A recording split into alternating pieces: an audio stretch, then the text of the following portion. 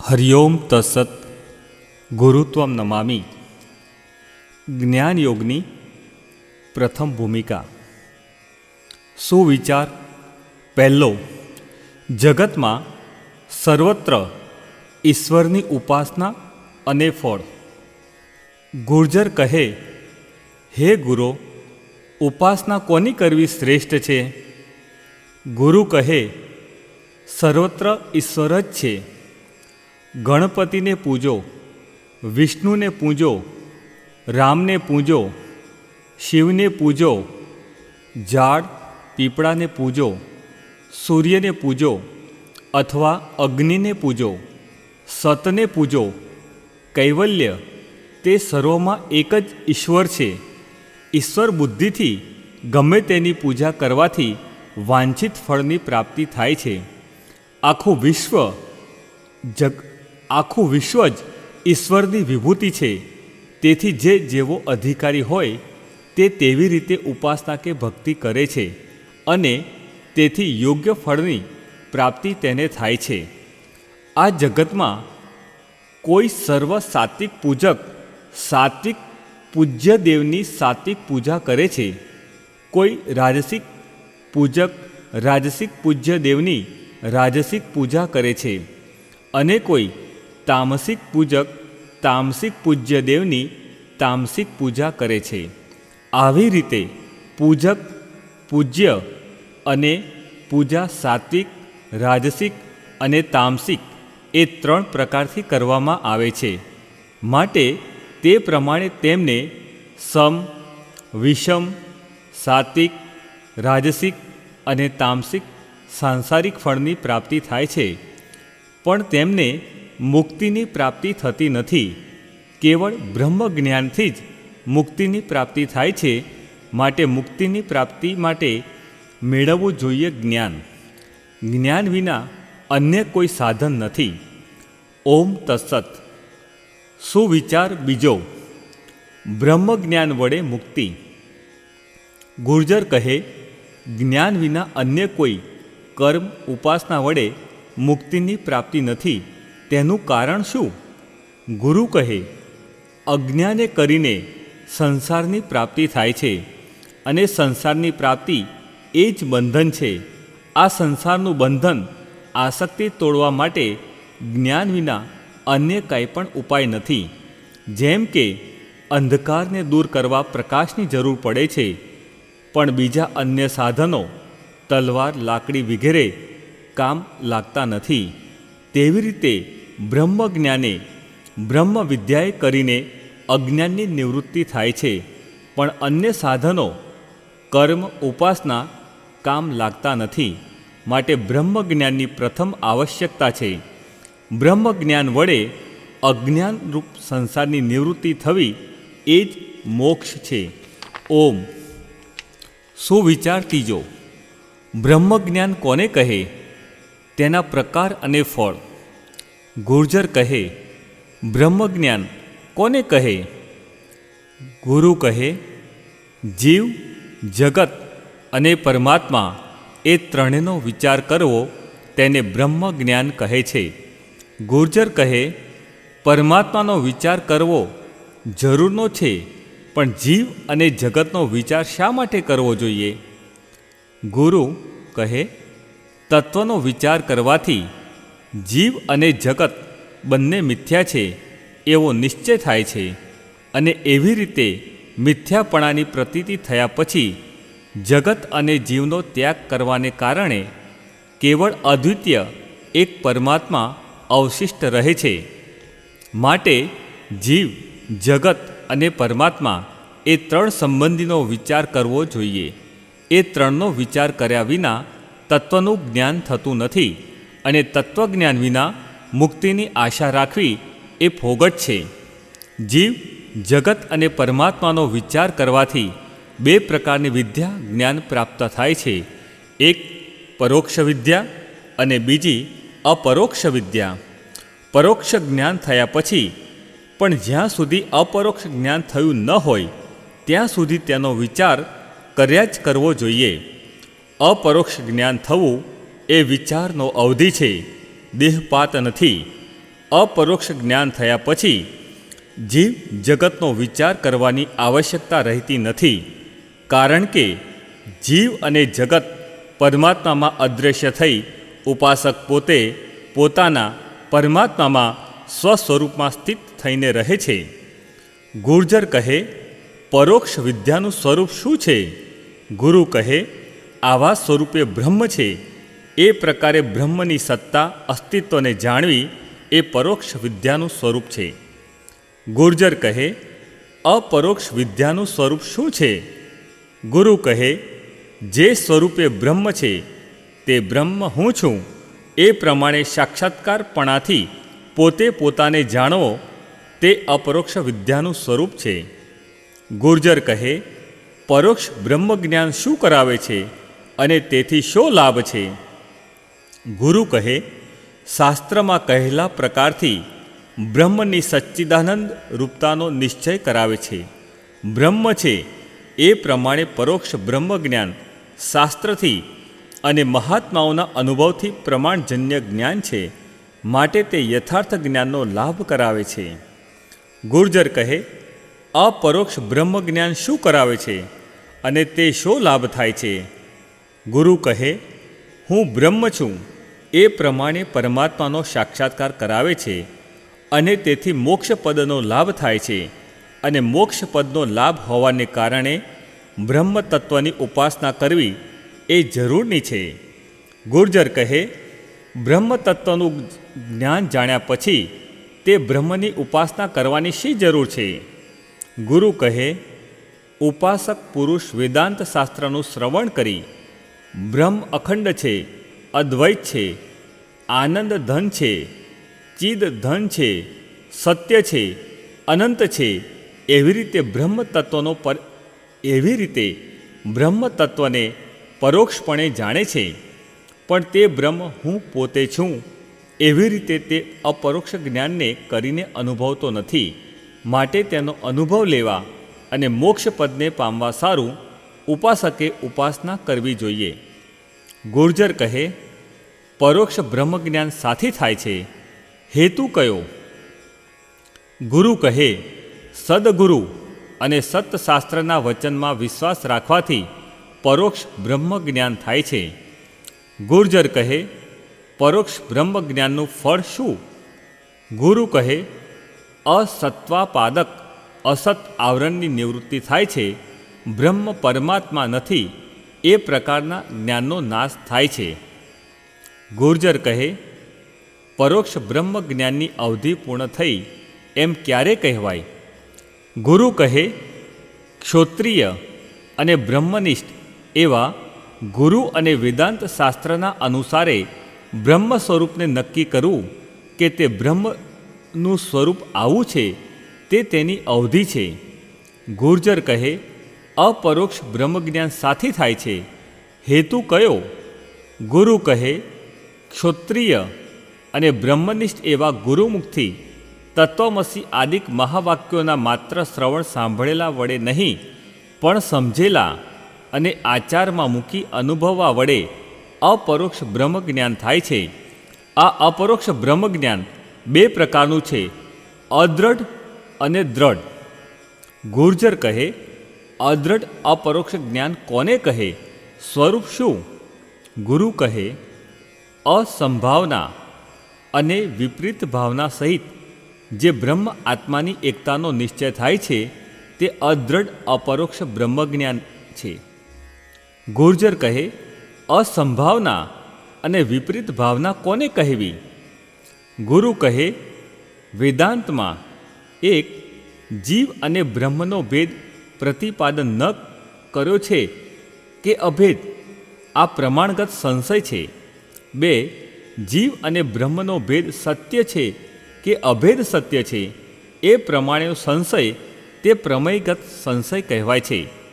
આ બે પ્રકારના સંશયને અસંભાવના કહે છે, અને જીવ અને બ્રહ્મ એ બંનેનો ભેદ સત્ય છે અને દેહાદી પ્રપંચ સત્ય છે એવો જે વિપરીત નિશ્ચય તેને વિપરીત ભાવના કહે છે. ગુર્જર કહે, અદ્રઢ અપરોક્ષ બ્રહ્મજ્ઞાન સાથી થાય છે, હેતુ કયો? ગુરુ કહે, મળ, આળસ, પ્રમાદ, નિંદ્રા આદિ તથા વિક્ષેપ મનની ચંચળતાના દોષ સાથે શ્રુતિમાં અનેકપણાનું જ્ઞાન થવું. 2. બ્રહ્મની અદ્વૈતતાનો અસંભવ થવો. 3. ભેદવાદી અને પામર પુરુષના સંગના સંસ્કાર આ ત્રણે સહિત ગુરુમુખ દ્વારા મહાવાક્યના શ્રવણની અદ્રઢ અપરોક્ષ બ્રહ્મ જ્ઞાન થાય છે. ગુર્જર કહે, અદ્રઢ અપરોક્ષ બ્રહ્મજ્ઞાનનું ફળ શું? ગુરુ કહે, ઉત્તમ લોકની પ્રાપ્તિ થાય છે અને પવિત્ર શ્રીમાન કુળ વિશે જન્મ થાય, અથવા જો મુમુક્ષુ નિષ્કામી હોય તો જ્ઞાની કે યોગી પુરુષને ત્યાં જન્મે છે. ગુર્જર કહે, અદ્રઢ અપરોક્ષ બ્રહ્મજ્ઞાનની અવધિ પૂર્ણ થઈ એમ ક્યારે કહેવાય? ગુરુ કહે, સત, ચિત્ત, આનંદ આદિક બ્રહ્મના વિશેષણોનું અપરોક્ષ ભાન થાય તો પણ સંશય અને વિપરીત ભાવનાનો સદભાવ હોય તો જાણવું કે અદ્રઢ અપરોક્ષ બ્રહ્મજ્ઞાન પૂર્ણ થયું છે. ગુર્જર, દ્રઢ અપરોક્ષ બ્રહ્મજ્ઞાન કોને કહે? ગુરુ કહે, અસંભાવના, સંશય અને વિપરીત ભાવનાથી રહિત જે બ્રહ્મ આત્માની એકતાનો નિશ્ચય થાય તે દ્રઢ અપરોક્ષ બ્રહ્મજ્ઞાન કહેવાય છે. અર્થાત ઋતંભરા પ્રજ્ઞાજ્ઞાનનો પ્રાદુર્ભાવ થવો તેને દ્રઢ અપરોક્ષ બ્રહ્મજ્ઞાન કહે છે. ગુર્જર કહે, દ્રઢ અપરોક્ષ બ્રહ્મજ્ઞાન સાથી થાય છે.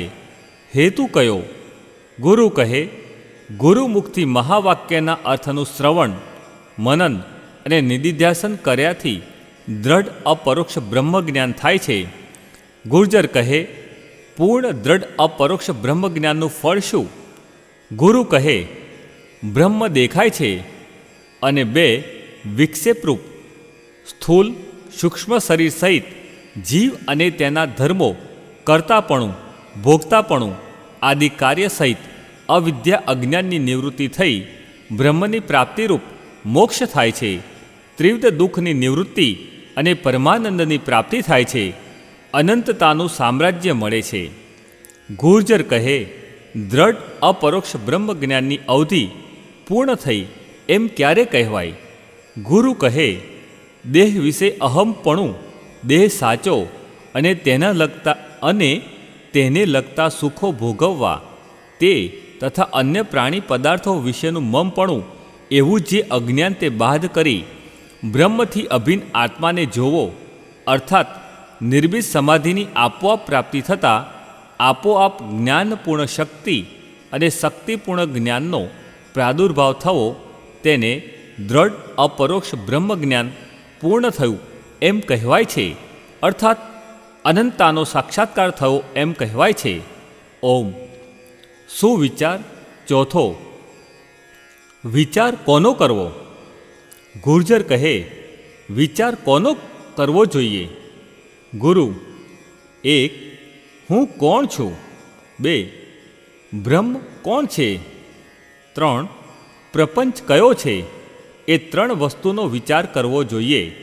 ગુર્જર કહે, એ 3 વસ્તુનું સાધારણ સ્વરૂપ શું છે? ગુરુ કહે, હું અને બ્રહ્મ ચૈતન્ય છે અને પ્રપંચ જગત જળ છે. ગુર્જર કહે, ચૈતન્ય કોને કહેવું? ગુરુ કહે, 1. જે જ્ઞાનરૂપ છે. 2. જે સર્વ ઘટાદિક જીવ જગત પ્રપંચને જાણે છે અને જેને અન્ય મન ઇન્દ્રિયાદિક કોઈ જાણી શકતું નથી તેને ચૈતન્ય કહે છે. ગુર્જર કહે, જળ કોને કહે છે?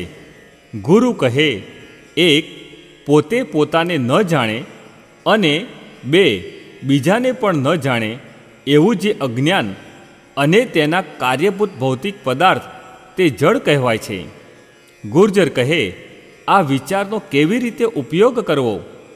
ગુરુ કહે, તત્વમસી મહાવાક્યમાં ત્વમપદ અને તત્પદનો વાચ્યાર્થ જે જીવ અને ઈશ્વર તેની ઉપાધિરૂપ જે પ્રપંચ છે તેનો વિચાર કરીને ત્યાગ કરવો અને પ્રપંચના વિચાર સંબંધીનો ઉપયોગ છે.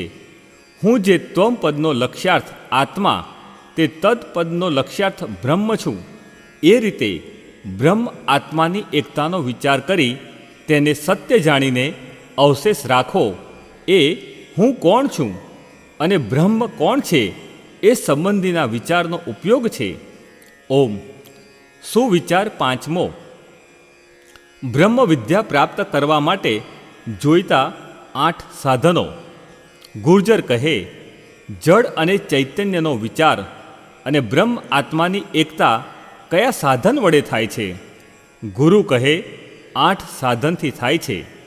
ગુર્જર કહે, 8 સાધન કયા કયા છે? ગુરુ કહે, દોહરો.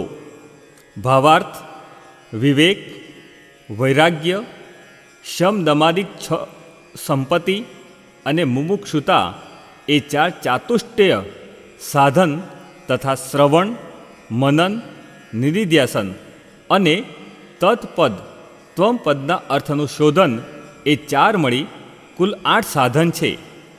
હે તાત, સાધન વિના સાધ્ય વસ્તુ જે બ્રહ્મ તે સિદ્ધ થાય નહીં. માટે હું તને તે વિશે યથાર્થ તે તું ચિત્ત દઈને સાંભળ. અષ્ટ સાધન: 1. મુમુક્ષુતા, મોક્ષની ઈચ્છા. 2. વિવેક, આત્મા અનાત્માનો વિવેક. 3. બ્રહ્મ આત્મતત્વનું શ્રવણ. 4. મનન. 5. નિધિધ્યાસન, સોહમ. 6. સત્સંગ વિદ્યા સત્સંગ. 7. શોધન શરીર શોધન. 8. કુંડલિની યોગ. 8 સાધનનું વર્ણન. પ્રથમ સાધન વિવેક. દોહરો: અવિનાશી आत्म अचल जगतातय प्रतिकूल ऐसो ज्ञान विवेक है सब साधन को मूल।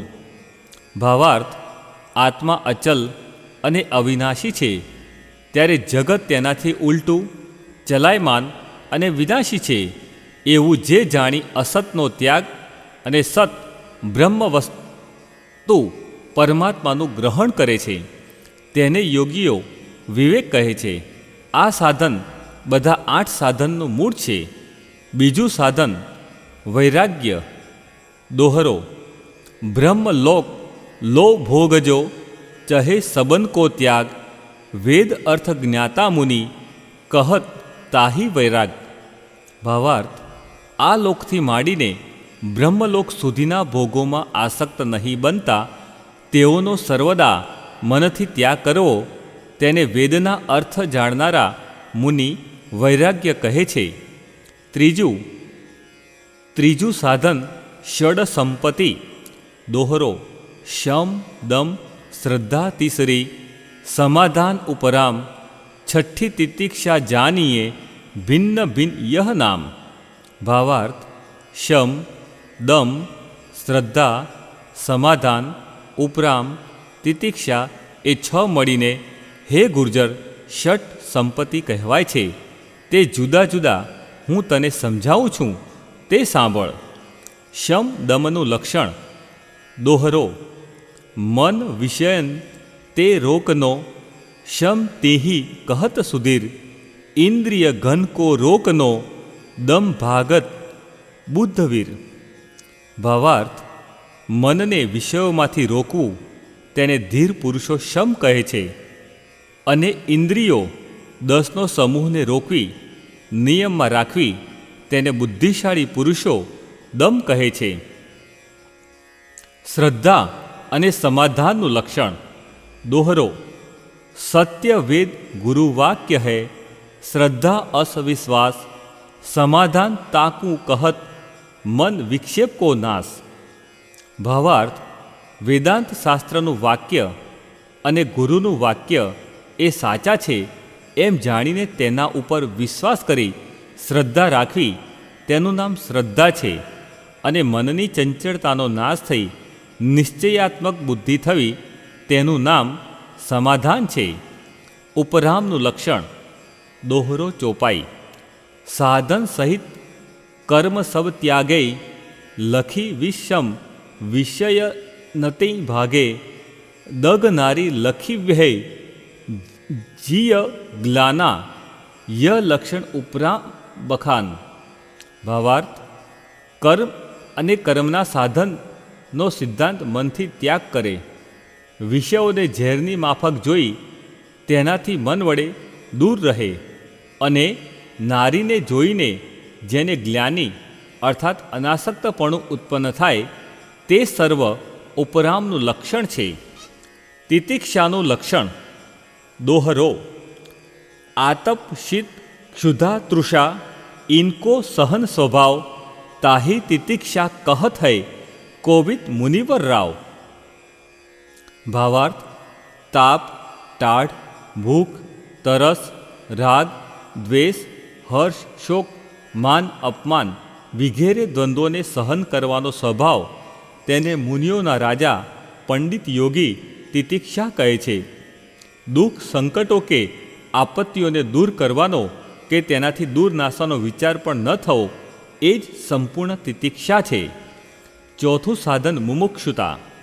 દોહરો. બ્રહ્મ પ્રાપ્તિ અરુબંધ કી હાનિ મોક્ષ કો રૂપ તાકી ચાહ મુમુક્ષુતા ભાગત ભાગત મુનિવર ભૂપ. ભાવાર્થ, બ્રહ્મની પ્રાપ્તિ સ્વસ્વરૂપનો અનુભવ થવો અને બંધરૂપ અજ્ઞાનનો જ્ઞાના અગ્નિમાં નાશ થવો તેને મોક્ષનું રૂપ કહે છે. તેવા મોક્ષની જે ચાહના કરે છે તેને મુનિઓના રાજા મુમુક્ષુતા કહે છે. આ બતાવેલા 4 સાધનોને યોગીઓ ચતુષ્ટય સાધન કહે છે. પાંચમું સાધન શ્રવણ. જીવ, જગત અને પરમાત્મા એ 3 સંબંધીનું જ્ઞાન, યથાર્થ પરોક્ષ બ્રહ્મ જ્ઞાન, ક્ષોત્રિય અને બ્રહ્મનિષ્ઠ એવા તત્વદર્શી ગુરુમુખથી સાંભળવું તેને શ્રવણ કહે છે. છઠ્ઠું સાધન મનન. સાંભળેલા જીવ, જગત અને પરમાત્માના સ્વરૂપનું સારી રીતે વિચાર કરી તત્વમસી, અહમ બ્રહ્માસ્મિ આદિ વાક્યોનું મનન કર્યા કરવું અર્થાત બરાબર સૂક્ષ્મ બુદ્ધિ વડે સમજવું તેને મનન કહે છે. સાતમું સાધન નિધિધ્યાસન. સમજેલા મહાવાક્યોમાં નિશ્ચય કરેલા બ્રહ્મ આત્મરૂપ વિષયમાં એકાકાર વૃત્તિનો પ્રવાહ, અહમ બ્રહ્માસ્મિ, હું બ્રહ્મ છું એવી વૃત્તિ સર્વદા રહેવી તેને નિધિધ્યાસન કહે છે. આઠમું સાધન તત્પદ ત્વમપદનું શોધન. તત્ એટલે તે ઈશ્વર અને ત્વમપદ કહેતા તું જીવ એ બંનેની એકતા તત્વમસી આદિ મહાવાક્યના ઉપદેશ વડે થાય છે. માટે જીવ, જગત અને પરમાત્માના જ્ઞાન વડે તે બંનેની એકતા કરવી તેને તત્પદ અને તમપદનું શોધન કહે છે. દોહરો. અંતરંગ એ 8 હૈ યજ્ઞાદિક બહિરંગ અંતરંગ ધારે તજૈ બહિરંગન કોસંગ. ભાવાર્થ, હે ગુર્જર, ઉપર બતાવેલા જે 8 સાધન જેના વિના સાધ્ય વસ્તુ થતી નથી તે અંતરંગ કહેવાય છે અને યજ્ઞ, જપ, તપ, તીર્થ, ઉપવાસ, વ્રત આદિ બહિરંગ સાધનો કહેવાય છે. પરંતુ મુમુક્ષુ અંતરંગ સાધનનો ગ્રહણ કરે અને બહિરંગ સાધનનો ત્યાગ કરે. બહિરંગ સાધનનો ત્યાગ કરતાં પહેલાં અંતરંગ સાધનો તેણે ગ્રહણ કરેલા હોવા જોઈએ. જો અંતરંગ સાધન ન લેવાય તો બહિરંગને છોડવા નહીં. બહિરંગને છોડી દે અને અંતરંગ લે નહીં તો તે મુમુક્ષુ અતો ભ્રષ્ટ તતો ભ્રષ્ટ થાય છે, એમાં શંકા નથી. માટે તારે અંતરંગ સાધનોનું ગ્રહણ કર્યા પછી જ બહિરંગ સાધનોનો સંગ છોડવો જોઈએ. ગુર્જર કહે, શ્રવણ, મનન અને નિધિધ્યાસન ક્યાં સુધી, કેટલા દિવસ સુધી કરવું જોઈએ? ગુરુ કહે, જ્યાં સુધી દ્રઢ અપરોક્ષ બ્રહ્મજ્ઞાન પૂર્ણ ન થાય ત્યાં સુધી સર્વદા શ્રવણાદિક કરવું જોઈએ. તો પણ જો કદી શ્રવણાદિક કરતાં કરતાં દેહ પડી જાય તો તે પછી બીજા જન્મે પણ શ્રવણાદિક કર્તવ્ય તરીકે રહે છે. શ્રી શંકરાચાર્યે કહ્યું છે કે અહમ બ્રહ્મેતિ વાક્યાર્થ બોધો યાવત દઢી ભવેત સમાધિ સહિત સ્તાદ્વદ્યસે ક્ષણાદિકમ. વાક્યવૃત્તિ શ્લોક નંબર 49. ભાવાર્થ: હું બ્રહ્મ છું એ વાક્યનો અર્થ તથા બોધ જ્યાં સુધી દ્રઢ થાય નહીં ત્યાં સુધી સમાધિક છળ સંપત્તિ સહિત શ્રવણાદિકનો અભ્યાસ મુમુક્ષુએ કરવો. ગુર્જર કહે, શ્રવણ, મનન, નિધિધ્યાસનનું ફળ શું? ગુરુ કહે, હે ગુર્જર, શ્રવણ અને મનન કરવાથી અસંભાવનાઓ નષ્ટ થઈ જાય છે અને નિધિધ્યાસનથી વિપરીત ભાવનાઓ નષ્ટ થઈ જાય છે. એ પરમ ફળ છે. ઓમ તત્સત. સુવિચાર છઠ્ઠો. ઉત્તમ જિજ્ઞાસુ કોણ? ગુરુ કહે, હે ગુર્જર, બ્રહ્મ જ્ઞાનને જાણનારા ઉત્તમ જિજ્ઞાસુ કોણ છે તે તું સાંભળ. વિવેક, વૈરાગ્ય, છ સંપત્તિ અને મુમુક્ષુતા એ 4 સાધન સહિત બ્રહ્મનિષ્ઠ ગુરુ તથા વેદાંત શાસ્ત્રના વચનમાં પૂર્ણ વિશ્વાસુ હોય, કદાચિત કુતર્ક કરે નહીં, એવો જે સ્વસ્વરૂપને જાણવાની તીવ્ર ઈચ્છાવાળો અધિકારી તે ઉત્તમ જિજ્ઞાસુ મુમુક્ષુ છે. તે ઉત્તમ જિજ્ઞાસુ 4 ચાતુષ્ટ્ય સાધન સંપન્ન થઈને શુભ કરવાનું ચાહે છે. માટે આ પ્રથમ ભૂમિકાનું નામ શુભેચ્છા છે. તે જ્ઞાનયુક્ત થઈ બ્રહ્મ જ્ઞાનનો શ્રોતા બને છે. દોહરો. વૃત્તિ પ્રભાકર દોહો 1. અસ્તિ ભાંતિ પ્રિય સિંધુ મેં નામ રૂપ જંજાલ લખી તીહી આત્મ સ્વરૂપની જ વહે તત્કાલ નહાલ. ભાવાર્થ: છે, દેખાય છે અને આનંદરૂપ છે એવા પરમાત્મા રૂપ દરિયા વિશે નામ અને રૂપ મિથ્યા જગત જંજાલ છે. તેથી પર પોતાના આત્મ સ્વરૂપને જાણીને મુમુક્ષુ તુરત જ નહાલ થઈ જાય છે. માટે હે ગુર્જર, તારા સ્વરૂપનું જ્ઞાન થવાને માટે અને તારું અજ્ઞાન કાપવાને માટે હું તને દોહરાની પહેલી લીટી કહું છું. અસ્તિ ભાંતિ પ્રિય સિંધુ મેં નામ રૂપ જંજાલ એ બરોબર યથાર્થ રીતે હવે પછીના આત્મતત્વમાં સમજાવીશ. તેનું બરોબર શ્રવણ કરજે. ઓમ અસ્તિ ભાંતિ પ્રિય સિંધુ સફેદ ભાગ ગોળ નામ રૂપ જગત જંજાળ ટપકા સર્વે જનાઃ સુખિનો ભવન્તુ. ઓમ શાંતિ શાંતિ શાંતિ. પ્રવેશ તત્વ સંપૂર્ણ. તત્વાર્થ શોધન. 2. આત્મતત્વ અધ્યાત્મ જ્ઞાન. જીવેશ્વર તત્વ અસત જડ દુઃખનું નિવેદન. 1.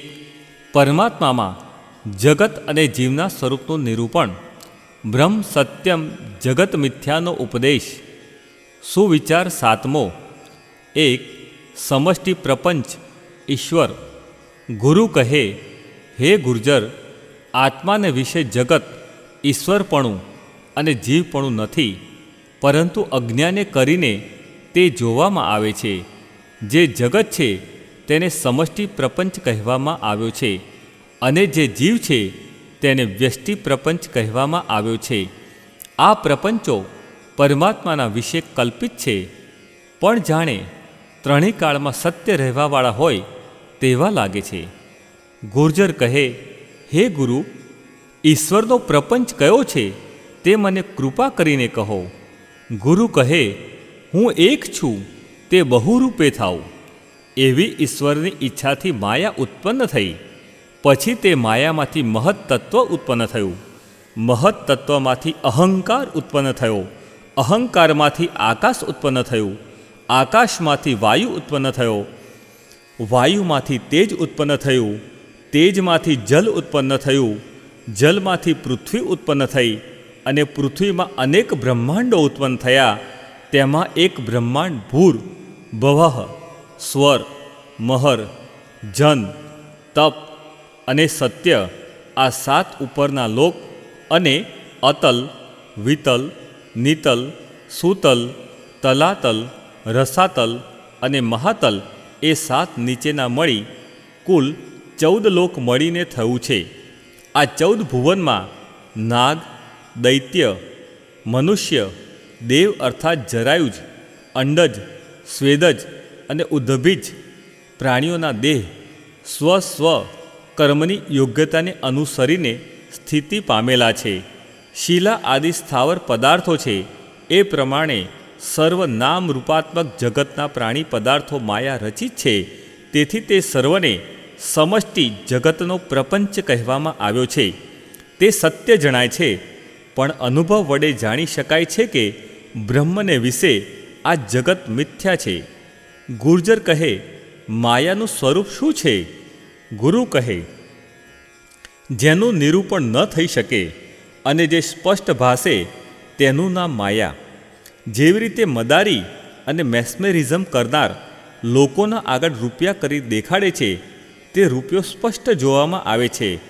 પરંતુ જો સૂક્ષ્મ બુદ્ધિથી વિચાર કરીને જોઈએ તો એ રૂપિયા સત્ય હોતા નથી.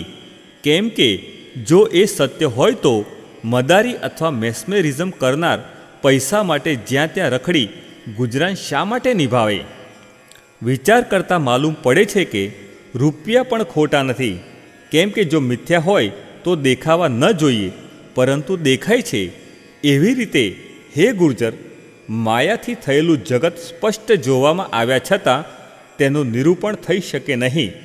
શંકરાચાર્ય મહારાજે કહ્યું છે કે અઘટિત ઘટના પટીયસી માયા. એવું માયાનું સ્વરૂપ છે જેની ઘટના થઈ શકે નહીં. અને જે માયા વસ્ત્રની અંદર રહેલા વાણા તાણાની માફક પ્રસરેલી છે, વળી જે બહુરૂપી છે, અનેક રૂપ હોવાને લીધે જગત એવું નામ આપવામાં આવ્યું છે. જ એટલે જન્મ લેનાર, ગત એટલે નાશ થનાર, તેથી તેનું નામ જગત કહે છે. ગુર્જર કહે, હે ગુરુ, આ જગત કેવું છે? સત્ય છે કે અસત્ય? ગુરુ કહે, હે ગુર્જર, આ દૃશ્યમાન જગત અસત્ય છે. જો સત્ય હોય તો ત્રણેય કાળમાં તે દેખાવું જોઈએ, પરંતુ તેમ થતું નથી. કેમ કે આ જગત ભૂતકાળમાં ન હતું, એક બ્રહ્મ જ હતું, અને ભવિષ્યકાળમાં તેનો નાશ થશે. ફક્ત વર્તમાન કાળમાં જ તેની પ્રતીતિ થાય છે. જેવી રીતે મદારીના આંબાની કેરી અસત્ય છે, છતાં મિથ્યા ભ્રાંતિથી સત્ય લાગે છે, તેવી રીતે આ જગત ભ્રાંતિએ કરીને સત્ય લાગે છે, પરંતુ વસ્તુતઃ તે અસત્ય છે. શ્રી શંકરાચાર્ય મહારાજે પણ કહ્યું છે કે બ્રહ્મ સત્યમ જગત મિથ્યા. બ્રહ્મ સત્ય છે અને જગત મિથ્યા છે, સ્વપ્નવત છે. જગત પ્રવાહરૂપ છે. જેવી રીતે નદીનો પ્રવાહ ચાલુ રહે છે, નદીનું પાણી કાયમ ત્યાંનું ત્યાં રહેતું નથી, પરંતુ જૂનું વહ્યા કરે છે અને નવું આવતું રહે છે. તેવી રીતે જગતનું નામ રૂપ પણ કાયમ રહેતું નથી. પણ જૂની વસ્તુ અથવા વૃદ્ધ પ્રાણીઓ આ સંસારમાંથી ચાલ્યા જાય છે અને નવા પ્રાણીઓનો જન્મ થાય છે તથા નવી વસ્તુઓ પેદા થાય છે. મતલબ કે એકની એક જ વસ્તુ અથવા પ્રાણીઓ સ્થિર રહેતા નથી, પણ ચલાયમાન થયા કરે છે. પરિવર્તન થતું રહે છે. કાંઈ પણ અવિચળ રહેતું નથી, ત્રણેય કાળમાં સ્થિર રહેતું નથી. માટે જગતને પરિવર્તનવાળું, ફેરફારવાળું કહ્યું છે, વિનાશી કહ્યું છે, પ્રવાહરૂપ કહ્યું છે. માટે જગત સત્ય નથી, પણ અસત્ય મિથ્યા છે.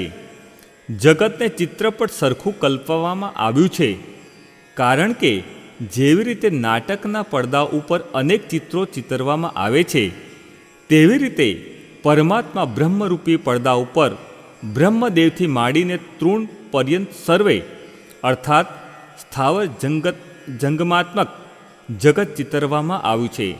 આ ચિતરનાર માયા છે. મૂળ પડદામાં, કપડામાં આ સર્વ ચિત્રો સમાઈ ગયા છે, તે રૂપ બની ગયા છે. જો પરમાત્મા પરબ્રહ્મરૂપી પડદો હાલે છે તો આ સર્વ જગત પોતે પોતાના કાર્ય કરવા હાલવા તત્પર થાય છે. પણ જો તે પડદો ન હાલે અને તેને ખેંચી લેવામાં આવે તો તે બધા ચિત્રો અદૃશ્ય થઈ જાય છે.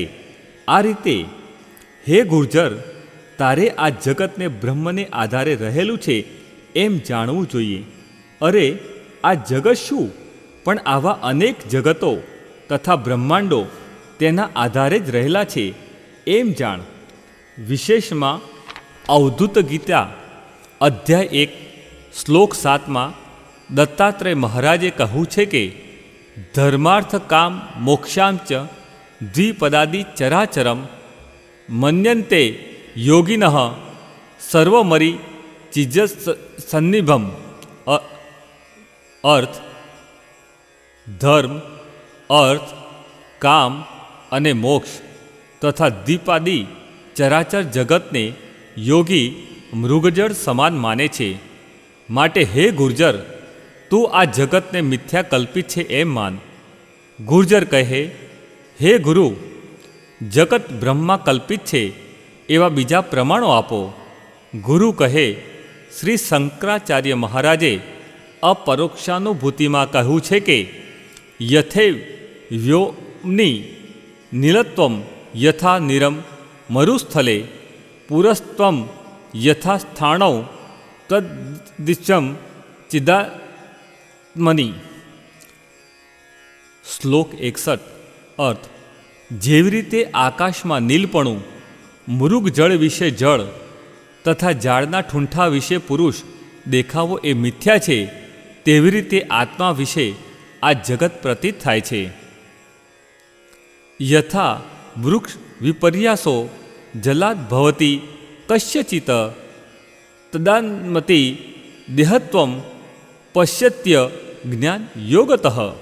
જેવી રીતે જળના વિશેનું વૃક્ષ અસત્ય હોવા છતાં, પ્રતિબિંબ હોવા છતાં સત્ય પ્રતીત થાય છે, તેવી જ રીતે અજ્ઞાનને લીધે પોતાના આત્મામાં દેહપણું ભાસે છે, પરંતુ આત્મામાં દેહ નથી. પિતત્વમ હિમ યથા શુભ્રે દોષાદ ભવતી કસ્યચિત તદાત્માની દેહત્વમ પશ્યત્ય જ્ઞાન યોગતઃ. જેવી રીતે કોઈ પુરુષને નેત્રને વિશે રહેલા કમળ આદિ દોષને લીધે ધોળી વસ્તુ પીળી ભાસે છે, તેમજ અજ્ઞાનને લીધે આત્માને વિશે દેહપણું ભાસે છે. કાચ ભૂમો જલત્વમ વા જલભૂમો હિ કાચતા તદ્દાત્મની દેહત્વમ પશ્યત્ય જ્ઞાન યોગતઃ. જેવી રીતે કાચ ભૂમિમાં જલપણું દેખાય છે, જલભૂમિમાં કાચ દેખાય છે, તેવી રીતે આત્માને વિશે દેહ અજ્ઞાનના કારણથી જોવામાં આવે છે. યથા શશી જલે ભાંતિ ચંચલત્વેન તસ્યચિત તદાત્મની દેહત્વમ પશ્યત્ય જ્ઞાન યોગતઃ. જેવી રીતે જળ વિશે રહેલો ચંદ્રમાનું પ્રતિબિંબ જળના હાલવાથી જાણે ચંદ્ર હાલતો હોય તેમ દેખાય છે, તેવી રીતે આ ફેરફાર થવાવાળું ચંચળચિત્ત હાલવાથી, અર્થાત સૂક્ષ્મ દેહની વૃત્તિઓનું પરિવર્તન થવાથી જાણે આત્મામાં વિકાર થઈ ફેરફાર ન થતો હોય, વિકારવાળો પોતે આત્મા ન બની જતો હોય તેમ અજ્ઞાને કરીને ભાસે છે. શ્રુત્વા નિવારિતમ નૂનમ નાનાત્વમ સ્વમુખેન હિ કથમ ભાસો ભવેદન્ય સ્થિતે જ્યાદ્ય કરણે. શ્રુતિઓ વેદ વડે નક્કી થયેલું છે કે ખરેખર આત્મામાં અનેકપણું નથી, છતાં કેવી રીતે બીજાપણું અહીં પ્રતીત થાય છે. જ્યાં એક અદ્વય છે ત્યાં દોષોપી વિહિત શ્રુત્વા મૃત્યુ સગચ્છતિ ઇહ પશ્યંતિ નાનાત્વમ માયયા વિચિંતો નરઃ. શ્રુતિ વડે નક્કી થયું છે કે તે અભેદ છે, છતાં માયાથી વંચિત થયેલો કોઈ પુરુષ અનેકપણું જુએ છે તો તે મૃત્યુ પછી મૃત્યુને પામે છે. હે ગુર્જર, આવી રીતે જે એક વ્યાપક બ્રહ્મને ન જાણતા અનેકપણાને જુએ છે તે અનેકવાર જન્મે છે અને અનેકવાર મરણ પામે છે. અવધૂત ગીતામાં દત્તાત્રેય મહારાજે કહ્યું છે કે ઇન્દ્ર જલમિદમ સર્વ યથા મરુમરીચિકા અખંડિત ધનાકાશે વર્તતે કેવલમ શિવ. આ બધું ઇન્દ્રજાલના જેવું તથા મૃગ તૃષ્ણાના જળ જેવું મિથ્યા છે.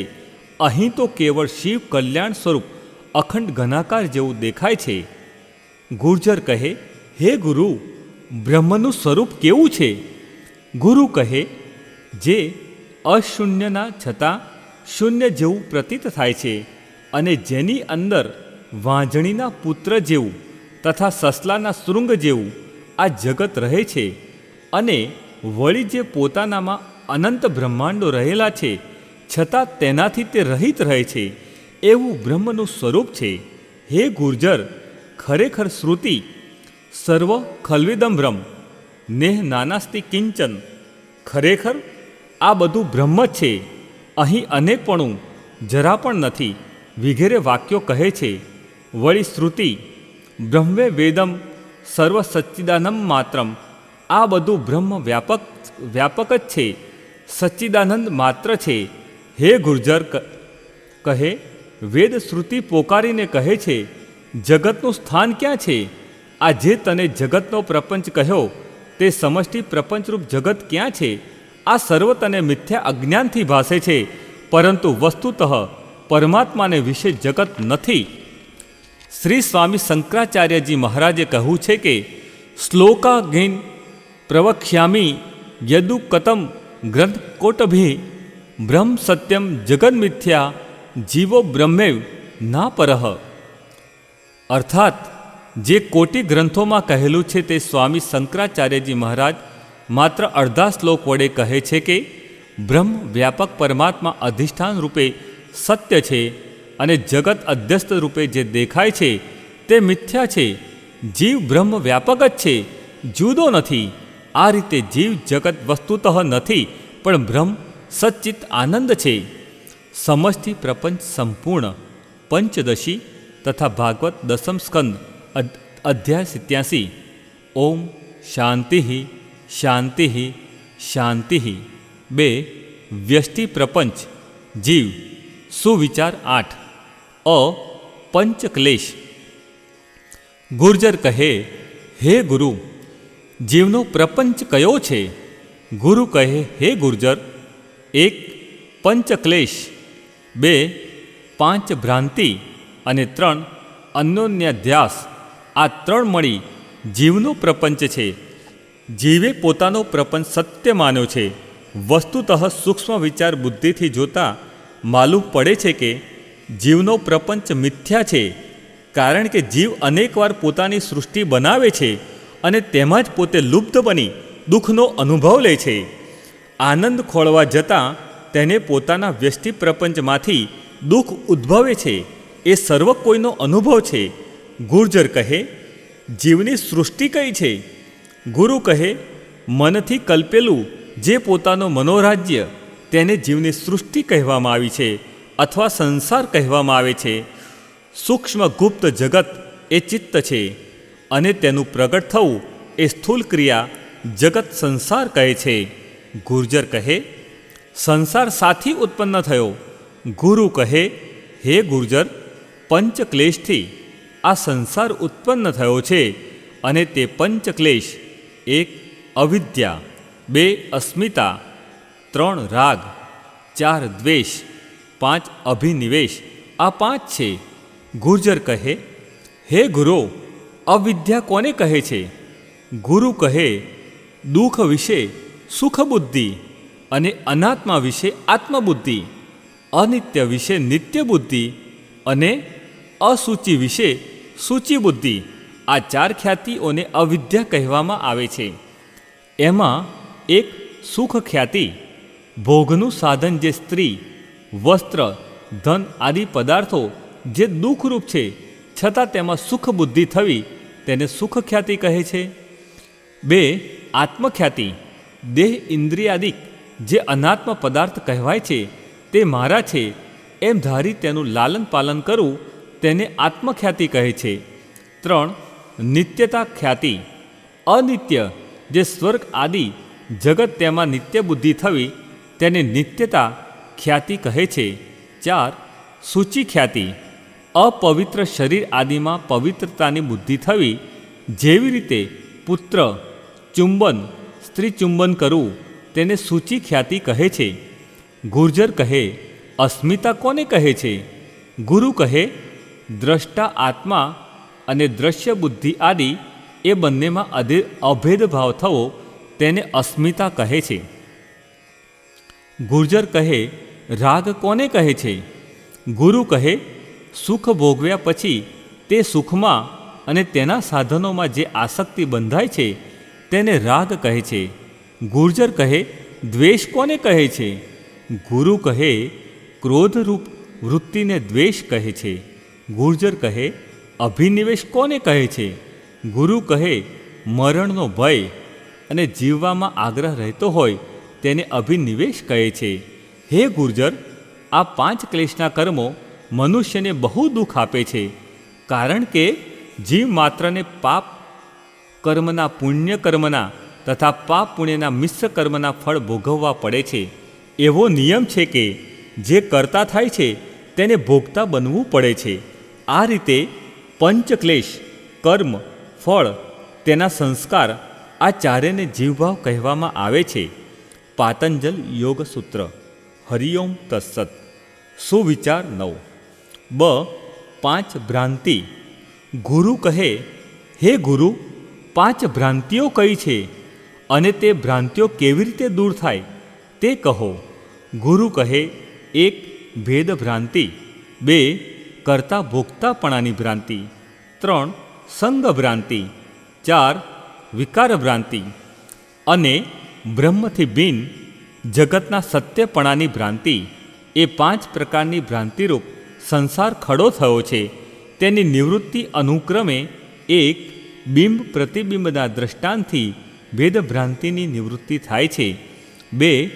સ્ફટિક વિશે લાલ વસ્ત્રના લાલ રંગની પ્રતીતિના દ્રષ્ટાંતથી કરતા ભોગતાપણાની ભ્રાંતિની નિવૃત્તિ થાય છે. 3. ઘટાકાશના દ્રષ્ટાંતથી સંગની ભ્રાંતિની નિવૃત્તિ થાય છે. 4. રજ્જુ દોરડી વિશે કલ્પિત સર્પના દ્રષ્ટાંતથી વિકાર ભ્રાંતિની નિવૃત્તિ થાય છે. 5. કનક સોનું વિશે કુંડલની પ્રતીતિના દ્રષ્ટાંતથી બ્રહ્મથી ભિન્ન જગતના સત્યપણાની ભ્રાંતિની નિવૃત્તિ થાય છે. ગુર્જર કહે, બિંબ પ્રતિબિંબના દ્રષ્ટાંતથી ભેદ બ્રહ્મની નિવૃત્તિ કેવી રીતે થાય છે? ટિપ્પણી. 5 પ્રકારની ભેદભ્રાંતિ: જીવ ઈશ્વરનો ભેદ, જીવનો પરસ્પર ભેદ, જડ જડનો ભેદ પરસ્પર ભેદ અને જડ ઈશ્વરનો ભેદ તથા જીવ જડનો ભેદ. ગુરુ કહે, જેવી રીતે દર્પણ વિશે મુખનું પ્રતિબિંબ ભાસે છે તે પ્રતિબિંબ દર્પણમાં નથી, કિંતુ દર્પણને જોવા માટે નીકળેલી જે વૃત્તિ તે દર્પણનો સ્પર્શ કરીને પાછળ આવીને મુખને દેખાડે છે, એથી બિંબ જે મુખ તેની સાથે પ્રતિબિંબ અભિન્ન છે, માટે પ્રતિબિંબ મિથ્યા નથી પણ સત્ય છે. 2. પ્રતિબિંબના ધર્મ જે બિંબથી ભિન્નપણું, દર્પણ વિશે સ્થિતપણું અને બિંબથી ઉલટપણું, એ 3 અને પ્રતિબિંબ રૂપ જ્ઞાન તે ભ્રાંતિ છે. 3. માટે એના ધર્મોને મિથ્યા જાણીને બાદ કરવાથી બિંબ પ્રતિબિંબનો સદા અભેદ નિશ્ચય થાય છે. તેવી રીતે સિદ્ધાંત: 1. શુદ્ધ બ્રહ્મરૂપ ઈશ્વર બિંબ છે, તેની માયારૂપ દર્પણમાં જીવરૂપ પ્રતિબિંબ ભાસે છે. તેમાં સ્વપ્નની પેઠે જીવ મુખ્ય છે અને બીજા સ્થાવર જંગમરૂપ અનેક જીવ છે. આ જીવા આભાસ છે, તે જીવરૂપ પ્રતિબિંબ ઈશ્વરનું બિંબ સાથે સદા અભેદ છે. પરંતુ 2. માયારૂપ દર્પણના બળથી તે જીવના ધર્મ જીવે માનેલા અલ્પશક્તિપણું, અલ્પજ્ઞપણું, પરિચ્છિન્નપણું, અનેકપણું, અસમર્થપણું, પરાધીનપણું વગેરે અને તેની પ્રતીતિરૂપ જ્ઞાન તે ભ્રાંતિ છે. તેથી દર્પણરૂપ માયાને મિથ્યા જાણીને બાદ કરવાથી જીવરૂપ પ્રતિબિંબ અને ઈશ્વરરૂપ બિંબનો સદા અભેદ નિશ્ચય થાય છે. એવી રીતે બિંબ પ્રતિબિંબના દ્રષ્ટાંતથી ભેદભ્રાંતિ દૂર થાય છે. હે ગુર્જર, ઈશ્વર અને જીવ એ બંનેના વચમાં માયા અજ્ઞાનરૂપ દર્પણ આવવાને લીધે જીવ અને ઈશ્વર જુદા હોય એમ લાગે છે, પરંતુ વસ્તુતઃ ખરી રીતે માયા અજ્ઞાન ચિત્ત વચમાં દૂર કરવાથી જીવ ઈશ્વરનો સદા અભેદ કાયમ રહે છે. જેમ દર્પણ દૂર કરતાં મનુષ્યનું મુખ અથવા આખો મનુષ્ય પોતે હતો તેમનો તેમ એકલો રહી જાય છે, તેમ માયા અજ્ઞાન ચિત્ત વચમાંથી દૂર થતાની સાથે જ બિંબરૂપ અને પ્રતિબિંબરૂપ તું એકલો જ રહીશ. ગુર્જર કહે, સ્ફટિકમાં લાલ વસ્ત્રના લાલ રંગની પ્રતીતિના દ્રષ્ટાંતથી કરતા ભોગતાપણાની ભ્રાંતિ કેવી રીતે નિવૃત્ત થાય છે? ગુરુ કહે, હે ગુર્જર, સ્ફટિકનો રંગ મૂળ ધોળો છે, પરંતુ તેની પાસે જો લાલ વસ્ત્ર ધરીએ તો સ્ફટિકમાં લાલ રંગ દેખાશે. હવે ખરી રીતે લાલ રંગ સ્ફટિકનો નથી, પરંતુ વસ્ત્રનો છે, છતાં સંઘની ભ્રાંતિ વડે સ્ફટિક લાલ દેખાય છે. તેવી રીતે આત્મા અકર્તા છે, કારણ કે જે કંઈ કરવામાં આવે છે તેને તે જુએ છે. તેથી સિદ્ધ થાય છે કે તે ફક્ત દ્રષ્ટા છે. છતાં અંતઃકરણના ધર્મો જે કરતા ભોગતાપણાના છે તે ભ્રાંતિએ કરીને આત્મામાં જણાય છે, પણ ખરી રીતે ધર્મો અંતઃકરણના છે. તે ઉપરથી જણાય છે કે આત્મા અકર્તા અભોગતા છે અને તે આત્મા તું છે. આ રીતે કરતા ભોગતાપણાની ભ્રાંતિની નિવૃત્તિ થાય છે. ગુર્જર કહે, ઘટાકાશના દ્રષ્ટાંતથી સંગની ભ્રાંતિની નિવૃત્તિ કેવી રીતે થાય છે? ગુર્જર કહે, હે ગુર્જર, ઘડાને વિશે પોલાણમાં આકાશ હોય છે અને તેની બહાર પણ આકાશ હોય છે. ઘડામાં રહેલું આકાશ તે ઘટાકાશ કહેવાય છે. હવે આ આકાશ ઘડાની સાથે સંગવાળું દેખાય છે, પરંતુ એક, જ્યારે ઘડો ન હતો ત્યારે, 2, ઘડો ઉત્પન્ન થયો ત્યારે, 3, ઘડો ત્યાંથી બીજે ઠેકાણે લઈ જાઓ ત્યારે, તથા 4, ઘડો ફૂટી જાય ત્યારે તે આકાશ કાયમ રહે છે. તેનો સંગ ઘડાની સાથે નથી તથા આકાશનું જન્મ મરણ નથી એમ ચોક્કસ થાય છે. તેવી રીતે આત્મા તું સર્વત્ર વ્યાપક છે, છતાં તારો જન્મ ન થયો હતો ત્યારે, 2, તું જન્મ્યો ત્યારે, 3, તું દેહ ઇન્દ્રિયો આદિ હું કહેવા લાગ્યો ત્યારે, તથા તારા સંગાતરૂપ સગા વહાલા ધન દોલત વગેરેમાં મમતા રાખવા લાગ્યો ત્યારે, તથા તું મરણ પામી બીજા લોક વિશે જાય ત્યારે તે સનાતન આત્મા કાયમ જ જેમનો તેમ રહે છે. તેને વિશે જરાય સંગ લાગતો નથી, છતાં તું સંઘાતવાળો સંગવાળો તારા આત્માને માને છે. એ તારી સંગ ભ્રાંતિ છે. તે ઘટાકાશના દ્રષ્ટાંતથી દૂર થશે. તું સંગ રહિત છે, તો પછી શા માટે પ્રાણી પદાર્થોમાં આસક્તિ રાખી તેમાં લુબ્ધ બને છે? વળી તારા વિશે જન્મ નથી અને મરણ નથી, તો જન્મ મરણ નથી, તો જન્મ મરણ ધર્મવાળો શા માટે માને છે? ગુર્જર કહે, રજ્જુ વિશે કલ્પિત સર્પના દ્રષ્ટાંતથી વિકાર ભ્રાંતિની નિવૃત્તિ કેવી રીતે થાય છે? ગુરુ કહે, હે ગુર્જર, જો તું આ જગતને વિશે ગુરુ કહે, હે ગુર્જર, જો તું આ જગતને વિકારથી ઉત્પન્ન થયું છે એમ જાણે તો ખોટું છે, કારણ કે દૂધનું દહીં થવું એ દૂધનો વિકાર છે. હવે આ દહીંનું દૂધ થઈ શકતું નથી, કારણ કે વિકારથી થયું છે. તેવી રીતે આ જગત બ્રહ્મ આત્માનો વિકાર છે એ કહેવું ખોટું છે, કારણ કે વિકારરૂપ જગત બ્રહ્મરૂપ થઈ શકે નહીં, પરંતુ પ્રલયકાળે બ્રહ્મ થઈ શકે છે, જોવામાં આવે છે. તેથી આ જગત અવિદ્યા વડે પ્રતીત થયું છે એમ જાણ. જેવી રીતે રજ્જુને અંધકારને વિશે જોઈએ તો સર્પ જોવામાં આવે છે. આ સર્પ દેખાવાનું કારણ અંધકાર છે અથવા અંતઃકરણની એક વૃત્તિ છે. તે અંધકાર અથવા વૃત્તિ દૂર થતાં સર્પ જતો રહી રજ્જુ પ્રતીત થાય છે. તેવી જ રીતે બ્રહ્મને જગતરૂપ જોવામાં કારણરૂપે અવિદ્યા છે. અવિદ્યા ચિત્ત નષ્ટ થતાં જગત જ બ્રહ્મરૂપે પ્રતીત થાય છે. અહીં વિકાર નથી, પણ વિવર્ત છે. વિવર્ત તેને કહેવામાં આવે છે અવિદ્યાથી જોવામાં આવેલી કલ્પિત વસ્તુ. જગત તેનો નાશ થતાં તેની તે જ વસ્તુ બીજા અધિષ્ઠાન બ્રહ્મ સ્વરૂપે દેખાય તેને વિવર્ત કહે છે. બ્રહ્મનું વિવર્ત આ જગત છે.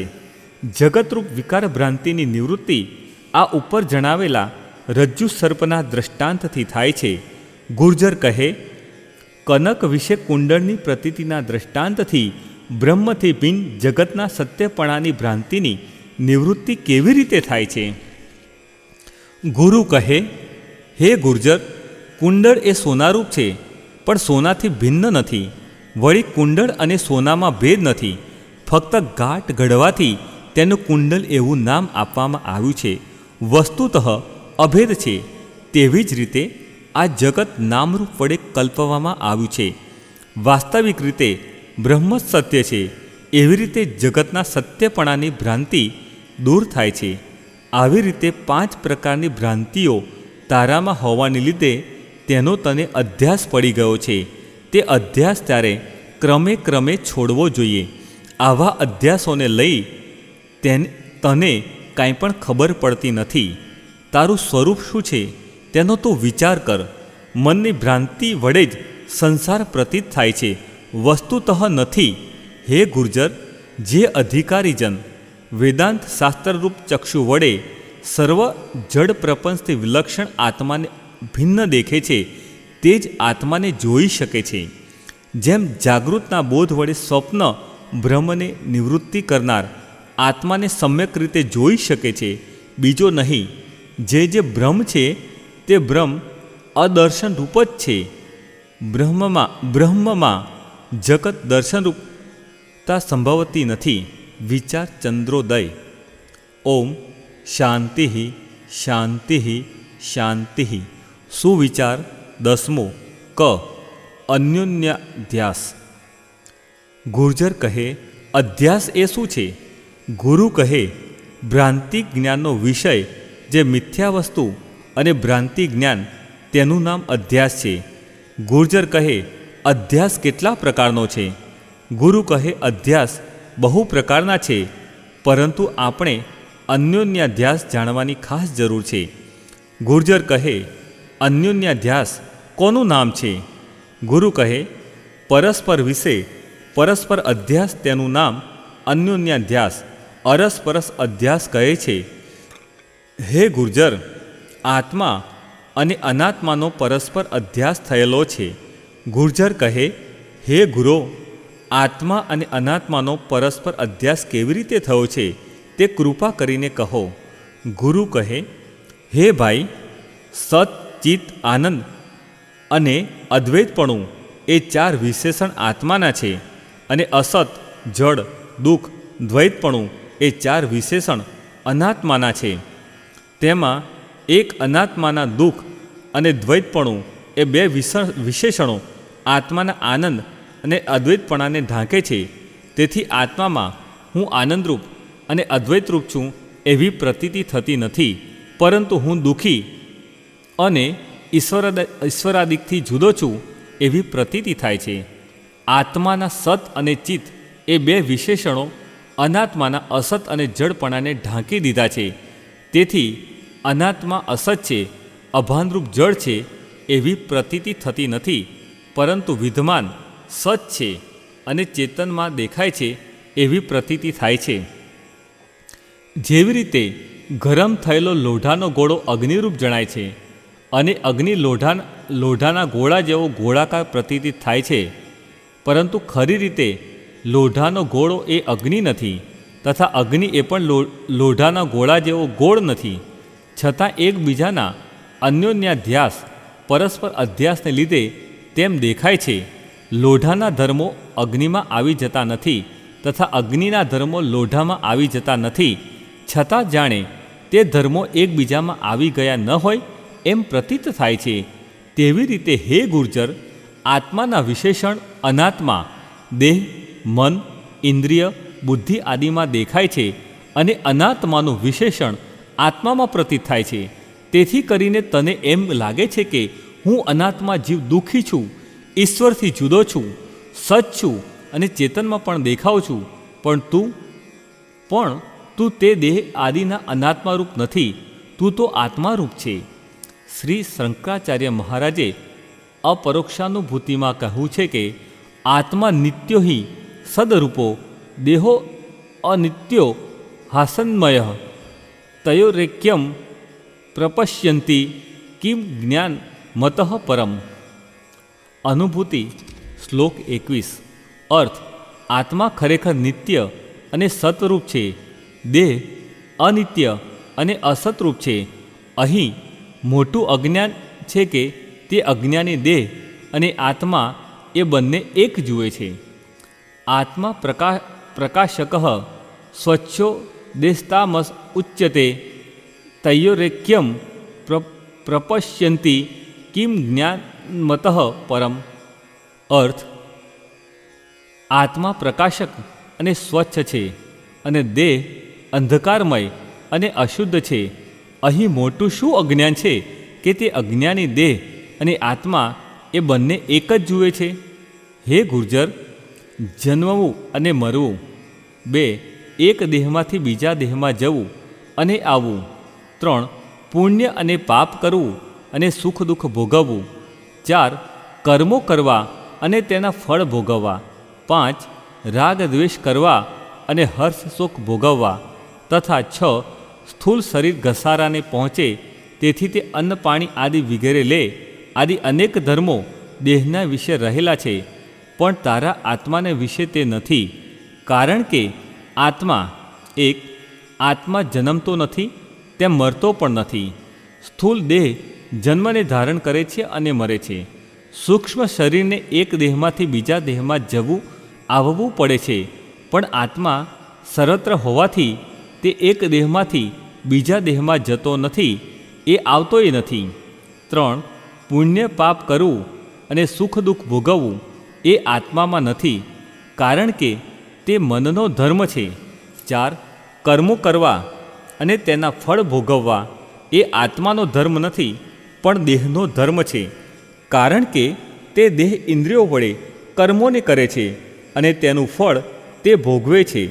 આ આત્મા મૂળમાં અલખ, નિરંજન, નિરાકાર, નિરવય હોવાથી તે કર્મોને કરતો નથી, અને જો કરતો નથી તો તે ભોગવતો પણ નથી. તેથી જ તેને અકર્તા, અભોગતા માન્યો છે. 5. રાગ દ્વેષ કરવા અને હર્ષ શોક ભોગવવા એ બુદ્ધિ અંતઃકરણનો ધર્મ છે, કારણ કે બુદ્ધિ વડે રાગ દ્વેષ આદિ થાય છે અને તેનો હર્ષ શોક બુદ્ધિ કરાવે છે. માટે આ ધર્મ બુદ્ધિનો છે, આત્માનો નથી. 6. અન્ન પાણી સ્થૂળ શરીરને જોઈએ, કારણ કે તે તેનો ધર્મ છે, પણ આત્માને તેમાંનું કાંઈ જ જોઈતું નથી, કારણ કે તે પોતે નિરાકાર, સર્વમાં એકરસ છે, અજર છે. અન્ન પાણી ન મળે તો સ્થૂળ શરીર મરી જાય, પણ તેથી આત્મા મરણ પામતો નથી. હે ગુર્જર, કઠ ઉપનિષદમાં કહ્યું છે, ન જાય તે મ્રિયતે વા વિપશ્ચિનાયમ કૃતસ્ય બભુ કશ્ચિત અજો નિત્ય શાશ્વતો પુરાણો ન હન્યતે હન્યમાને શરીરે. અર્થ: નિત્ય ચૈતન્યરૂપ આત્મા જન્મતો નથી તેમ નાશ પામતો નથી. કોઈ કારણથી તે ઉત્પન્ન થયો નથી અથવા તેમાંથી કોઈ ઉત્પન્ન થતું નથી. તે અજરરૂપ, જન્મરહિત, શાશ્વતરૂપ, ત્રણેય કાળમાં ટકી રહેનાર તથા પુરાણરૂપ નાશથી રહિત છે. અગર જો શરીર નાશ પામે છે પણ તે આત્મા નાશ પામતો નથી. વળી શંકરાચાર્ય મહારાજે કહ્યું છે કે અહમ વિકારહીનસ્તુ દેહો નિત્યમ વિકારવાન ઇતિ પ્રતીયતે સાક્ષાત્થમ સ્યા દેહક પુમાન. અર્થ: હું વિકારથી રહિત છું અને દેહ નિત્ય વિકારવાળો છે એવું પ્રત્યક્ષ દેખાય છે, તો પછી હું પુરુષ આત્મા દેહવાળો શી રીતે થાઉં?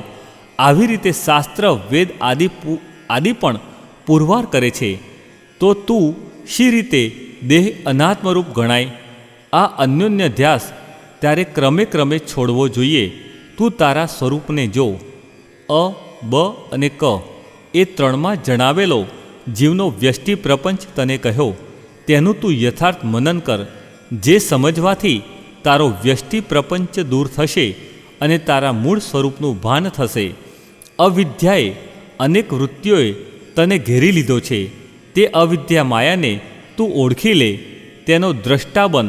વસ્તુતઃ આત્મા પરમાત્માની અંદર જીવ નથી, પરંતુ અજ્ઞાને કરીને તને જીવપણું લાગે છે. ચિત્ત વડે સંસાર ખડો થાય છે, જન્મ લેવો પડે છે. જીવ અને શિવ વચ્ચે ચિત્તરૂપી માયાનો પડદો પડેલો છે. તે પડદાને ચીરી નાખવાથી અંદરથી શિવ સ્વરૂપ આત્માની પ્રતીતિ થાય છે.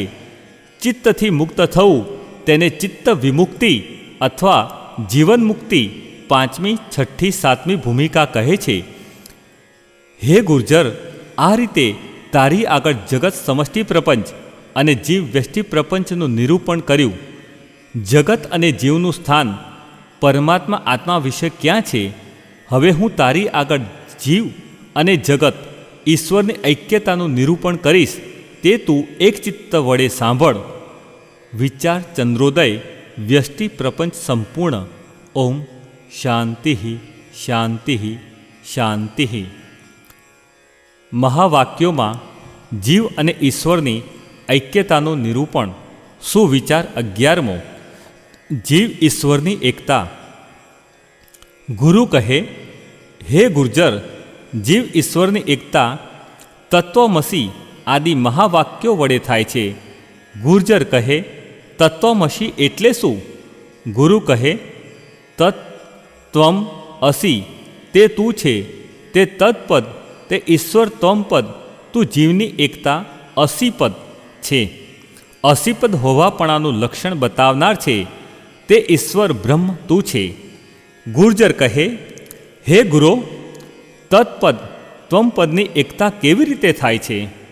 ગુરુ કહે, તત્વમસી મહાવાક્યમાં સ્થિત તત્પદ અને ત્વમપદનું વાચ્યાર્થ જે ઈશ્વર અને જીવ તેની ઉપાધિરૂપ જે પ્રપંચ 1 દેશ, 2 કાળ, 3 વસ્તુ, 4 શરીર, 5 અભિમાન, 6 કાર્ય અને 7 ધર્મ તે દરેકને દૂર કરવાથી તત્ત્વમ પદની એકતા લક્ષ્યાર્થ થાય છે. ગુર્જર કહે, તત્ત્વમ પદનો વાચ્યાર્થ શું છે? ગુરુ કહે, તત્પદનો વાચ્યાર્થ કહે, 1 અવ્યાકૃત માયા તે ઈશ્વરનો દેશ છે. 2 ઉત્પત્તિ, સ્થિતિ અને પ્રલય એ 3 ઈશ્વરનો કાળ છે. 3 સત્વગુણ, રજોગુણ અને તમોગુણ એ 3 ઈશ્વરની વસ્તુ છે. 4 વિરાટ, હિરણ્યગર્ભ અને વ્યાકૃત એ 3 ઈશ્વરના શરીર છે. 5 વૈશ્વાનર, સૂત્રાત્મા અને અંતર્યામી એ 3 ઈશ્વરના અભિમાની છે. 6 હું એક છું તે બહુરૂપે થાઉં એવી ઈશ્વરની ઈચ્છાથી જીવરૂપે અનંત જીવો રૂપે પ્રવેશ થયા. અહીં સુધી જે સૃષ્ટિ તે ઈશ્વરનું કાર્ય છે. 1 સર્વશક્તિપણું, 2 સર્વજ્ઞપણું, 3 વ્યાપકપણું, 4 એકપણું, 5 સ્વાધીનપણું, 6 સમર્થપણું, 7 પરોક્ષપણું, 8 માયા ઉપાધિવાનપણું એ 8 ઈશ્વરના ધર્મો છે. એ સર્વ સહિત માયા, તેમાં પ્રતિબિંબરૂપ ચિદાભાસ અને તેનું અધિષ્ઠાન બ્રહ્મે સર્વે મળીને ઈશ્વર કહેવાય છે. તે તત્પદનો વાચ્યાર્થ છે. ત્વમપદનો વાચ્યાર્થ 1 ચક્ષુ, કંઠ, હૃદય 3 જીવના દેશ છે. 2 જાગ્રત, સ્વપ્ન અને સુષુપ્તિ એ 3 જીવના કાળ છે. 3 સ્થૂલ, સૂક્ષ્મ અને કારણ આ 3 જીવની વસ્તુ ભોગ સામગ્રી છે. 4 આ 3 દેહો જ જીવના શરીર છે. 5 વિશ્વ, તૈજસ અને પ્રાજ્ઞ એ 3 જીવના અભિમાની છે. 6 જાગ્રતથી લઈને મોક્ષ પર્યંત જે ભોગરૂપ સંસાર છે તે જીવનું કાર્ય છે. 7 1 અલ્પશક્તિપણું, 2 અલ્પજ્ઞપણું, 3 પરિચ્છિન્નપણું, 4 અનેકપણું, 5 પરાધીનપણું, 6 અસમર્થપણું, 7 અપરોક્ષપણું, 8 અવિદ્યા ઉપાધિવાનપણું એ 8 જીવના ધર્મ છે. 1 એ સર્વ સહિત અવિદ્યા, 2 તેમાં પ્રતિબિંબરૂપ ચિદાભાસ અને 3 તેનું અધિષ્ઠાન જે કુટસ્થ એ સર્વ મળી જીવ કહેવાય છે. તે જીવ ત્વમપદનો વાચ્યાર્થ છે. ગુર્જર કહે, તત્ત્વમપદનો લક્ષ્યાર્થ શું છે? ગુરુ કહે, તત્ત્વમપદનો લક્ષ્યાર્થ તત્પદનો વાચ્યાર્થ જે ઈશ્વર કહ્યો છે તેનો જે અધિષ્ઠાન ઈશ્વર સાક્ષી શુદ્ધ બ્રહ્મ તે તત્પદનો લક્ષ્યાર્થ છે. ત્વમ પદનો વાચ્યાર્થ જે જીવ કયો છે તેનો જે અધિષ્ઠાન કુટસ્થ આત્મા તે ત્વમ પદનો લક્ષ્યાર્થ છે. હે ગુર્જર, જેવી રીતે ઘટાકાશ મઠાકાશ તેમાં ઘટ મઠરૂ ઉપાધિને છોડીને કેવળ આકાશની એકતા થાય છે. રાજા અને રબારીની એકતા, સેના અને બકરાની ઉપાધિનો ત્યાગ કરવાથી મનુષ્યપણાની એકતા થાય છે. ગંગા નદી અને ગંગાજળથી ભરેલો કળશ એ બંનેમાં નદી અને કળશની ઉપાધિ છોડવાથી પાણીની એકતા થાય છે. તેવી જ રીતે માયા અને અવિદ્યાનો ત્યાગ કરવાથી તદપદનો લક્ષ્યાર્થ જે બ્રહ્મ અને ત્વમ પદનો લક્ષ્યાર્થ જે કુટસ્થ આત્મા તે બંનેની એકતા થાય છે.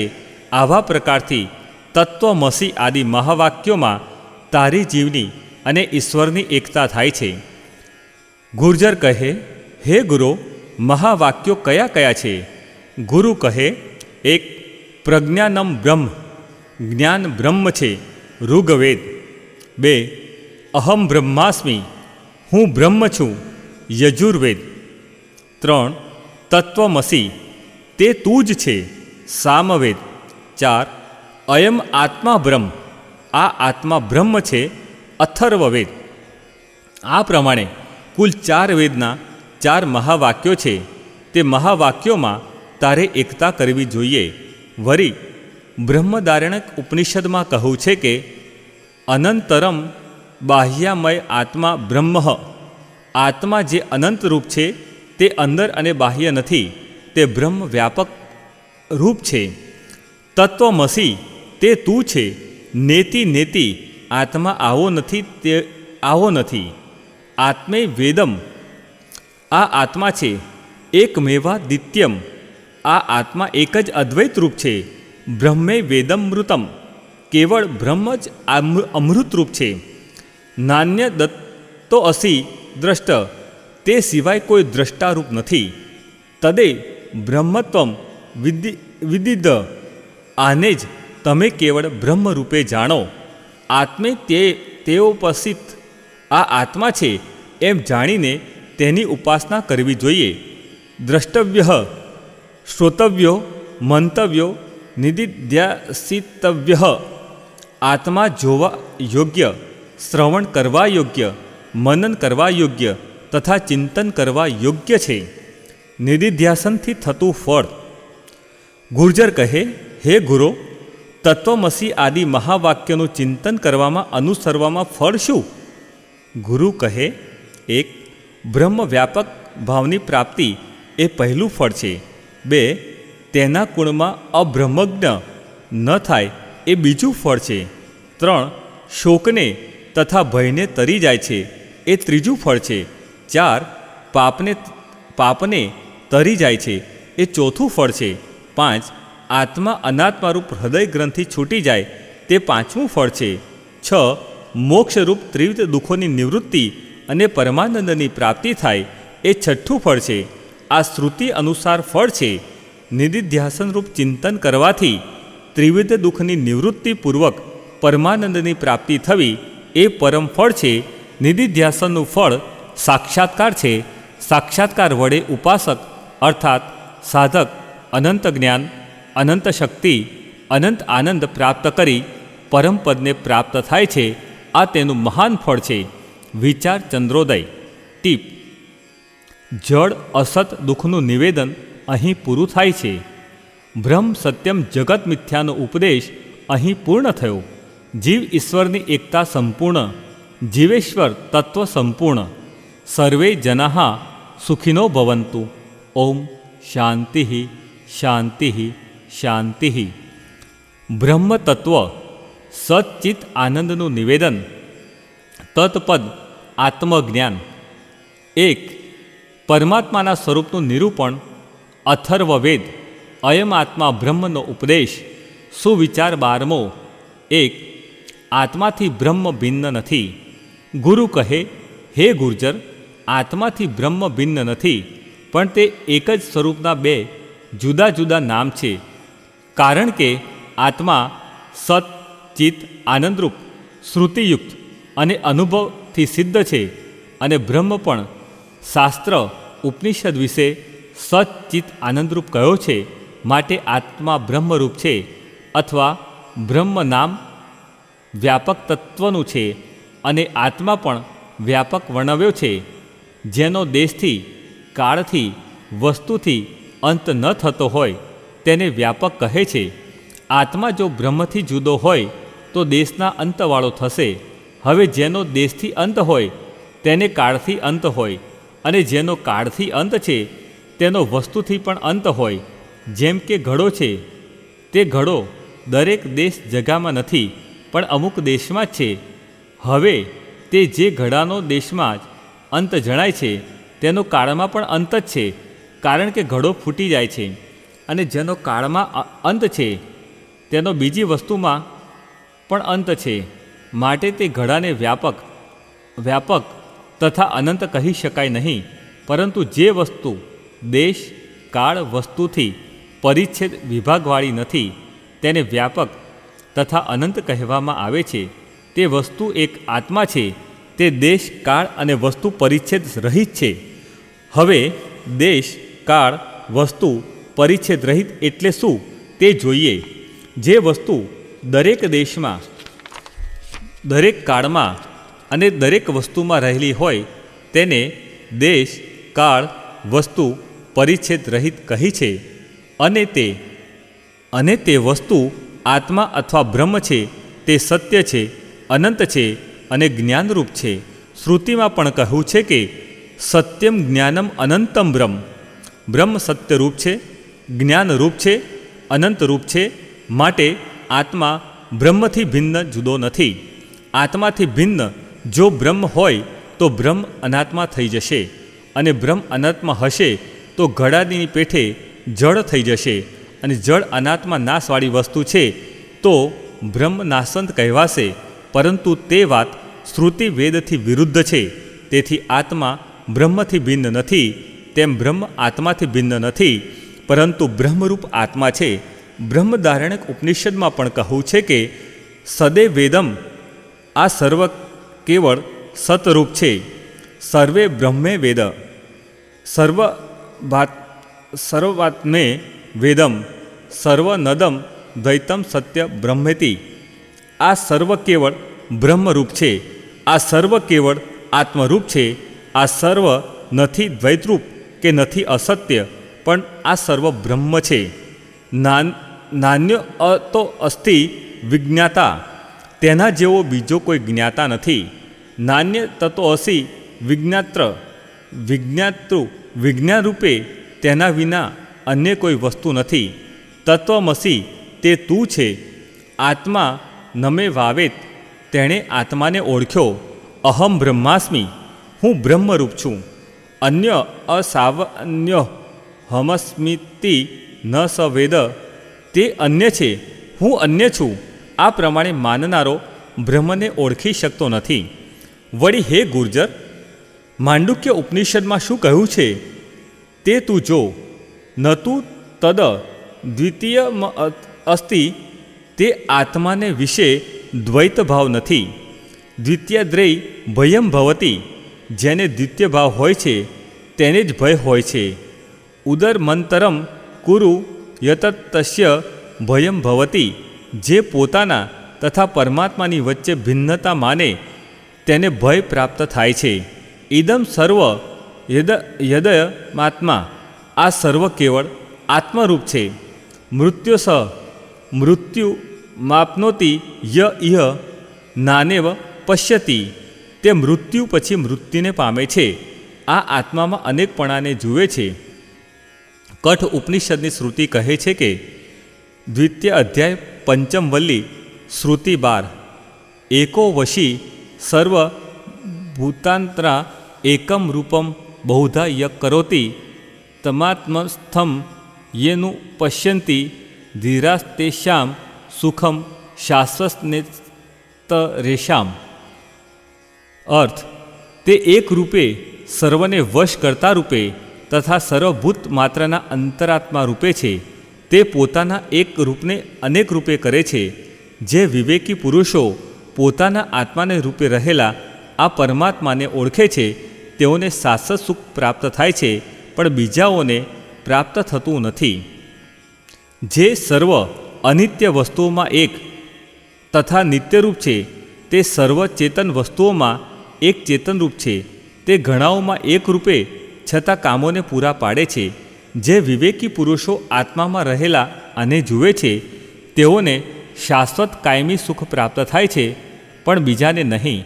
હે ગુર્જર, આવો આત્મા જે જોઈ શકવાને દુર્લભ છે, જે ગૂઢ તથા સર્વ કાર્યમાં રહેલ છે, જે બુદ્ધિરૂપી ગુહામાં રહેલ